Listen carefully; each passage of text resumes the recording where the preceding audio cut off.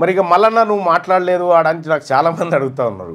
మా సభాధ్యక్షుడు బీర్లైలయ్య గారు భయపడి ఉంటాడు నాకు తెలిసి. ఎందుకంటే తీన్మార్ మల్లన్న మాట్లాడినాక ఇవన్నీ వీళ్ళు ఏముంటే ఏముండవు కదా, అందుకోసమని కొంత భయపడినట్టుండు.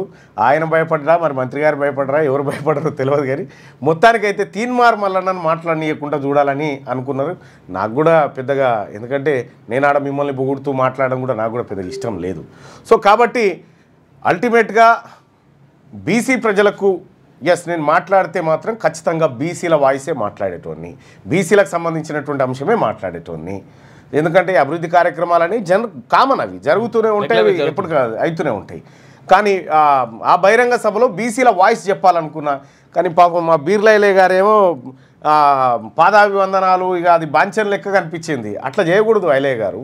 మనం బీసీలం, బలవంతులం, మన ఓట్లతో వాళ్ళు గెలిచారు కాబట్టి కొద్దిగా ఆ బానిస మనస్తత్వం లక్షణాలు వదిలిపెడితే బాగుండేది ఐలయ్య గారు. సరే, ఏదేమైనప్పటికి కూడా ఓ మంచి కార్యక్రమాన్ని నిర్వహించాడు. సో ఇది ఆ కార్యక్రమానికి సంబంధించినటువంటి అంశం. అయితే ఇక నేను కూడా ముఖ్యమంత్రి గారికి కొన్ని రిప్రజెంటేషన్స్ ఇవ్వడం జరిగింది. ఆలేరు నియోజకవర్గంలో ఏమేమి అవసరం ఉన్నాయి, ఎట్లయితే ఆలేరు నియోజకవర్గం డెవలప్మెంట్ అవుతుందని చెప్పి నియోజకవర్గాన్ని 8 క్లస్టర్లుగా విభజించి ఒక్కొక్క క్లస్టర్లో ఏం చేయాలనేటువంటి నివేదిక ముఖ్యమంత్రి గారికి ఇవ్వడం జరిగింది. లేటెస్ట్ న్యూస్ తెలుగు మరియు ఇంగ్లీష్ అప్డేట్స్ కోసం ఇప్పుడే క్యూన్యూస్ అఫీషియల్ యాప్ని ప్లే స్టోర్ నుండి డౌన్లోడ్ చేసుకోండి. సరికొత్త సమాచారాల కోసం క్యూన్యూస్ వెబ్సైట్ని ఫాలో అవ్వండి. ఛానల్లో ప్రాంతీయ, జాతీయ, అంతర్జాతీయ వార్తలు వీక్షించండి. లైక్ చేయండి.